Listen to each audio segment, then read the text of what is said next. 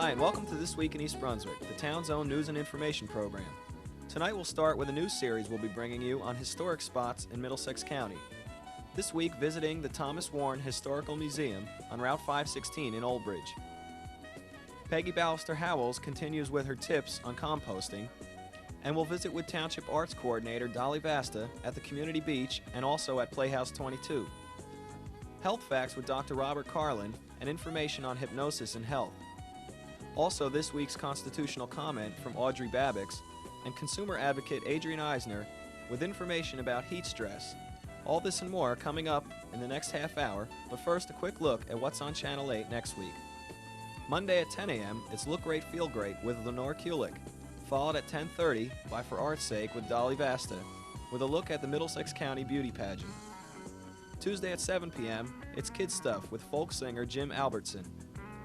7:30 Tuesday, John Megliaro brings you a look at skydiving on Sports Talk. And at 8 p.m., it's About East Brunswick with the Mayor. Wednesday at 3, it's Stories for the Kids, read by children's librarians. And we'll be back Thursday at 7 and 8 p.m. with an all-new This Week in East Brunswick. Also, you may notice a new look on Channel 8 because our regular character generator, which looks like this, and brings you the Channel 8 program guide and community bulletin board, is out for repairs this week, but we hope to have it online by Monday the 27th. Now let's visit the Thomas Warne Museum. Once a one-room schoolhouse in the late 1800s and early 1900s, the museum is located on Route 516 in Old Bridge, across from Cedar Ridge High School. Now let's join the building's curator, Alvia Martin, for some of the building's history and exhibits. The building we are in is a one-room schoolhouse. It was built in 1885. However, there was a building here as early as 1821. There was one teacher with classes from the 1st to the 8th grade.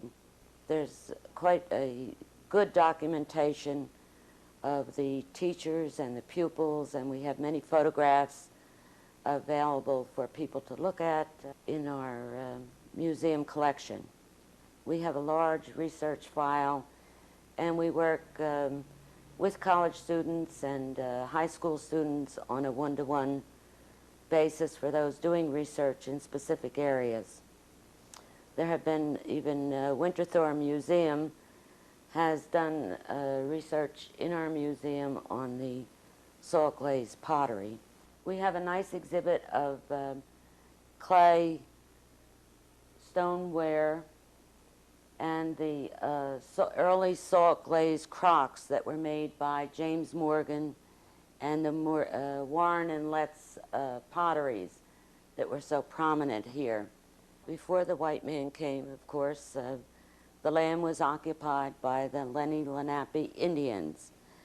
And we have great evidence of their being on the land because of the numerous hammerstones and scrapers and arrowheads and various Indian artifacts that can be found in our area. But when we do the lectures and tours to scout groups or adult groups, we talk about the early fossil finds in our area. We talk about colonial living and how the people survived with the help of some of the Indian lore in the area. We also talk about the early lifestyle of the colonial settlers and mention a lot of the families and the areas.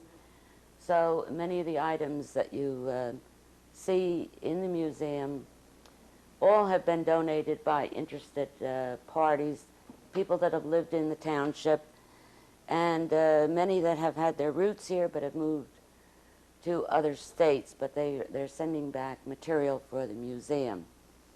Thomas Warne, for whom the museum is named, was one of those original 24 proprietors, and some of his ancestors still live in the area and on a farm. It's one of the few proprietors probably that mingled with the people and became assimilated into the area. Many of the proprietors never came to New Jersey, so we're quite proud to have named the museum Thomas Warne. And where this school is located is probably on the land of the original 1,000 acres that he was granted by the King of England. We'd like to extend a welcome to everyone to visit our museum, and we're open on Wednesday morning, 9:30 to 12 noon, and we're open the first Sunday of each month, 1 to 4. The other days of the week, we have group lectures and tours by appointment only. In your library is the book At the Headwaters of Cheesequake Creek, and we also do have it for sale here at the museum. We are a nonprofit, self-supporting organization, and the museum is managed and maintained by the Madison Township Historical Society. We are located on Route 516 in Old Bridge Township.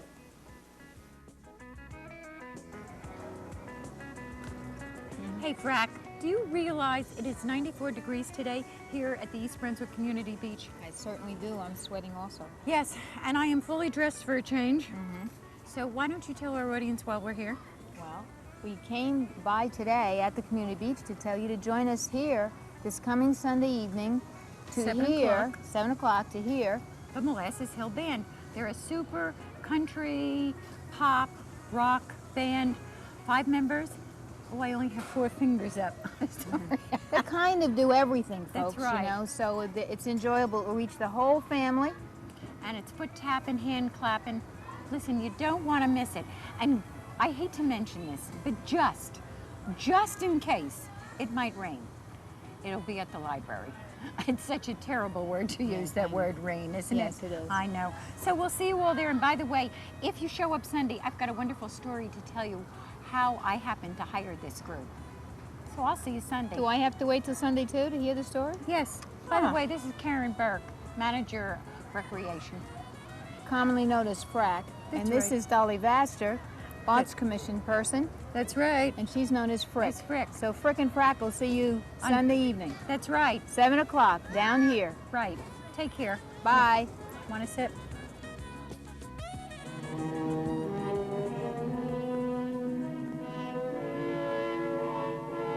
Since the dawn of time, man has sought new and better ways to propel himself across his small planet.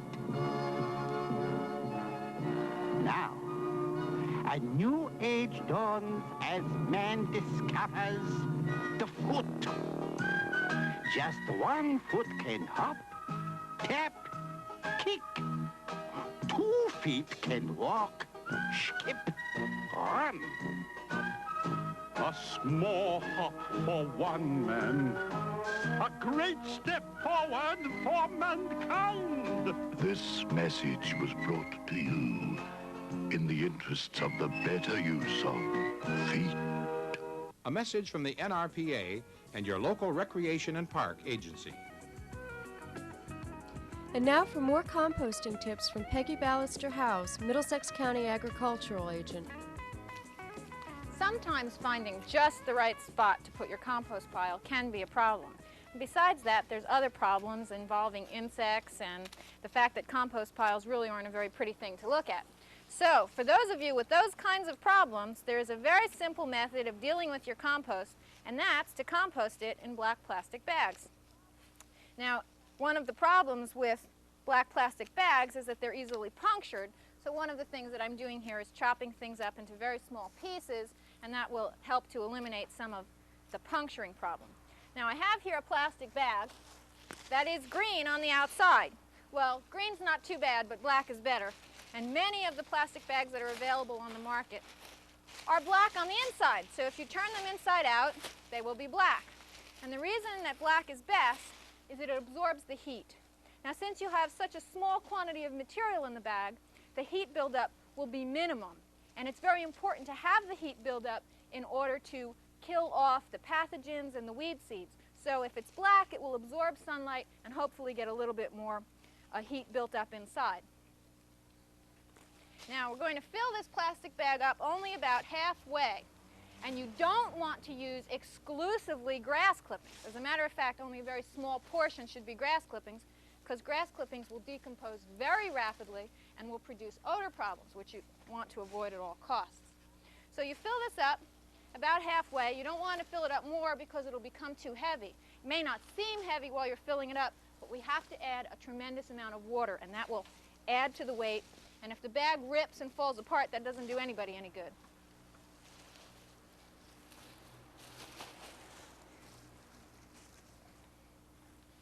Now see, some of this material could be broken down a little bit, but it's soft. The most serious problems are when you have prunings from things like rose bushes that have sharp thorns, because that'll be the first thing to puncture the bag. Half full, which is about what we have here. It's important to put a lot of holes in the bag. I do that with my handy pitchfork, and that's for two reasons. When you fill it with water, it allows the excess water to flow out, and it also allows for oxygen to penetrate into the center later on. Remember, without oxygen, you can develop a serious odor problem. This part's kind of fun. Okay, I think that's enough holes, and now I've got to get the water. All right, we have some water here, and we'll really wet it down thoroughly. It's very important that you have at least 50% water in here. Organic matter that is allowed to get dry does not decompose. The little tiny microbes that do the work for you require water and nitrogen in order to do their job. If you're using a lot of woody material in composting, you can add a small amount of high nitrogen fertilizer that will increase the rate of decomposition. Now I'm going to fill this until we see some water coming out of the holes. I don't see it. It's just starting. Yeah, we're getting some.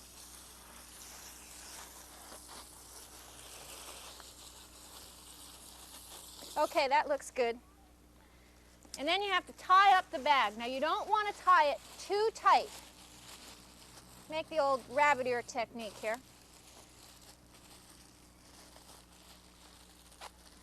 Now this is going to be heavy with all the water in it.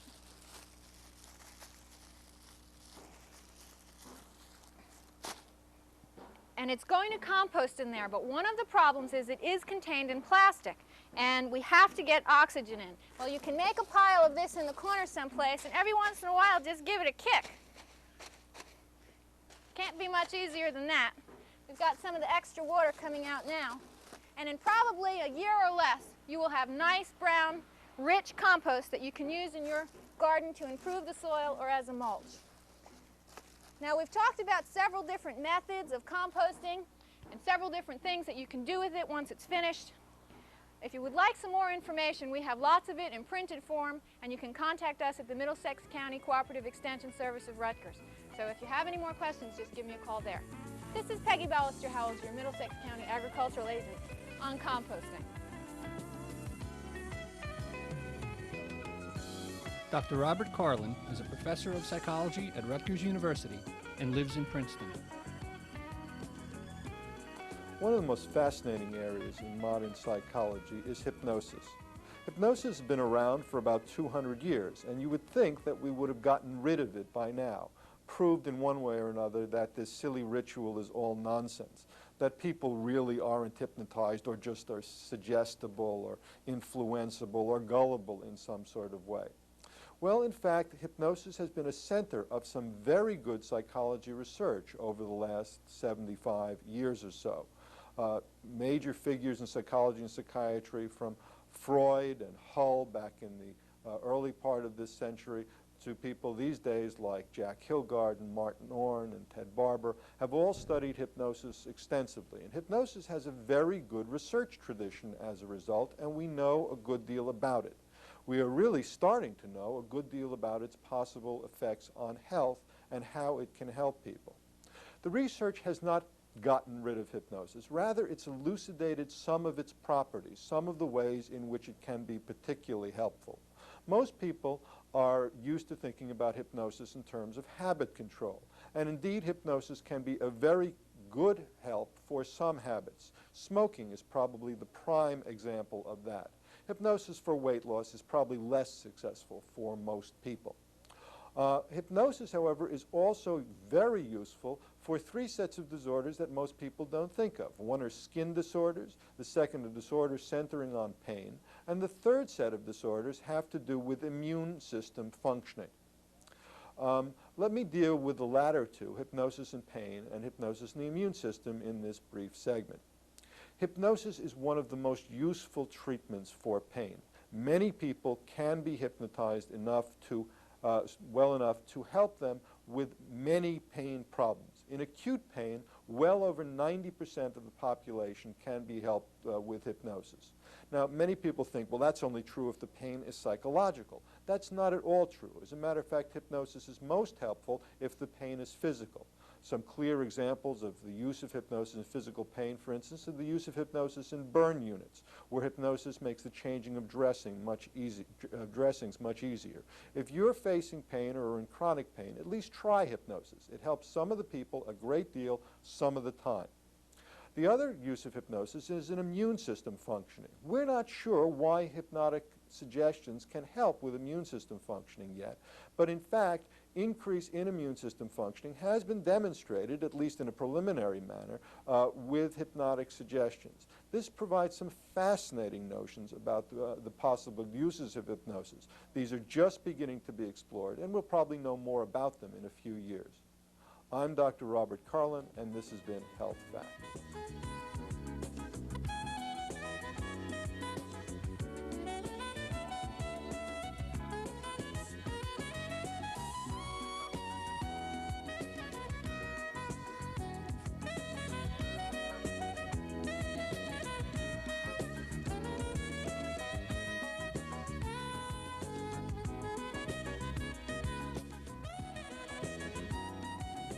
Hi, my name is Audrey Babix, and I'm a 9th grader at Churchill Junior High School.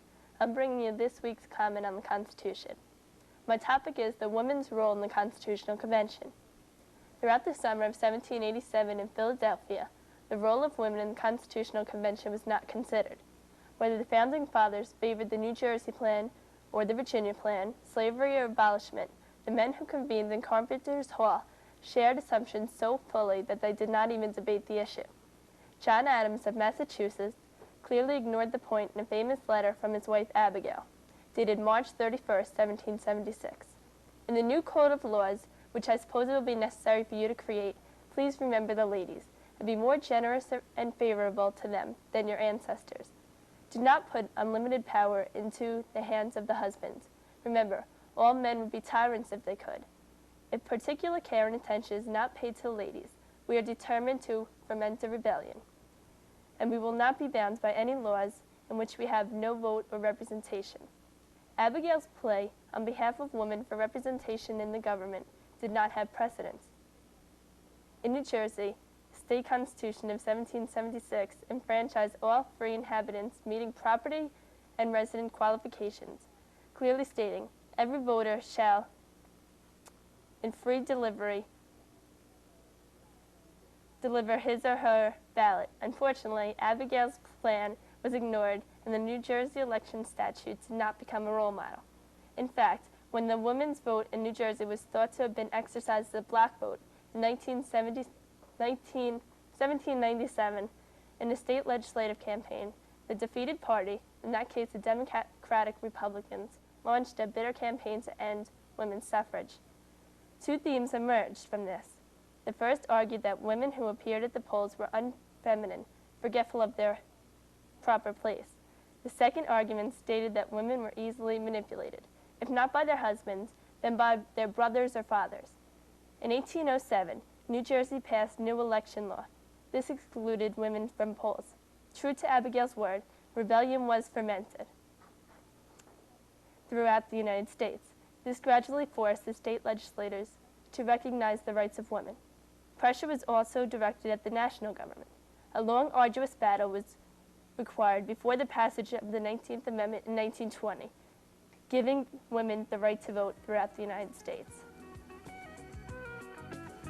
Hi, I'm Dolly Vasta with your arts update for this week. I'm here at Playhouse 22, and behind me is the set for the show that's going to open this Friday and Saturday night at the Playhouse. It's called The Good Earth and More, and with me is half of the team who I call Orson Taubenslag. It's Michael Taubenslag, the director. Mike, Hi, Dolly. how do you feel about doing this show? I have a lot of fun directing this and working with my father, Elliot. He's written a lot of one-acts, and this year he came over to me and said, how about directing something at the Playhouse? And I said, well, what would you like me to direct? And he said, what about something doing one of my pieces? And I was like, well, what do you have? And he suggested these three plays, The Good Earth, Escape from the Cold Night Air, and Final Moments. And they're probably three of his best one-act musicals. Now, not all of them are musicals. Two no, of them are Final musicals. Moments is not right. a musical. Two are based on classics. The Good Earth is based, of course, on the first chapter of The Good Earth. Escape from the Cold Night Air is based on an O. Henry short story, which I was forced to read when I was in 8th grade for a literature course. And Final Moments is right out of Eliot's head. Well, that's some head to be right out of, too.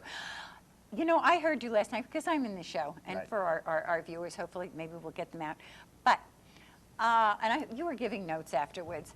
And you A lot of notes for you, Dolly. I know, no. I have more notes later. More notes later. Thanks a lot, Michael. But you really had a lot for your dad. I mean, you were really hard on El last night. He takes direction well. I know, but do you ever get a little bit of fiendish joy out of doing this? No. No. To tell you the truth, Elliot's probably the easiest actor that I've worked with. Outside of myself, of course. No, you're easy to work with also. You better say that. No, he's extremely easy to work with. As far as an author, working with an author could be hard, but he keeps his mouth shut and he respects me, which is nice. And that's sometimes hard to do. For Elliot, yes. No, for you. For me, yes, too. All right. The show opens this Friday and Saturday. Friday and Saturday and the following And the Friday following and Friday and Saturday. And the ticket prices are? $6 for General adults admission. And $4 for senior citizens and students on Friday nights only. Right. And all they have to do is pick up their telephone, 254-3939. The theater is air-conditioned, and in this weather, boy, it's a great Friday and Saturday night treat. What do you think? I agree. Okay. Better than a movie. Okay. Why don't you smile at the camera and just tell them to come on out and see Come on out, have a good time, and have fun. See you on Friday. Bye-bye. Hello, and welcome to Consumer Aware. I'm Adrienne Eisner, Director of the East Brunswick Consumer Affairs Office. It is a really hot summer day. The sun beats down. All you want to do is sit somewhere cool. And that's the best thing you could do, because heat stress can be a real danger to many people when a heat wave hits. Heat stress is caused by the body's inability to adjust to sudden increases in temperature, and the elderly are especially vulnerable. It puts a dangerous strain on the heart and blood pressure and can lead to heat exhaustion, heart failure, and stroke. Signs of heat stress include dizziness, rapid heartbeat, diarrhea, nausea, cramps, throbbing headache, chest pain, weakness, mental changes, breathing problems, and vomiting. If you experience any of them, call a doctor immediately. Here are some ways to avoid heat stress by keeping cool. Use air conditioners if you have them, or go someplace that does, such as a shopping mall, senior citizen center, or movie theater. If you don't have an air conditioner, use a fan to draw in cool air at night and to keep air moving during the day. Take cool baths or showers. Wear lightweight, light-colored, loose-fitting clothing, and wear hats or use umbrellas to keep out the sun. Drink more water during hot weather. Don't wait until you are thirsty. Avoid alcohol, which acts as a diuretic, resulting in faster water loss. Avoid hot foods and heavy meals. Digesting them adds heat to your body. Finally, curtail physical activity during extremely hot weather. Activity adds to heat strain. I hope that you will take these precautions so that you can enjoy the summer without experiencing the problems of heat stress. If we can be of further assistance to you with consumer problems or inquiries, please contact us at the East Brunswick Consumer Affairs Office. We're in our office from Monday through Friday, 9 a.m. until 5 p.m. The telephone number is 390-6954. Thank you for joining me on Consumer Aware. See you again next time.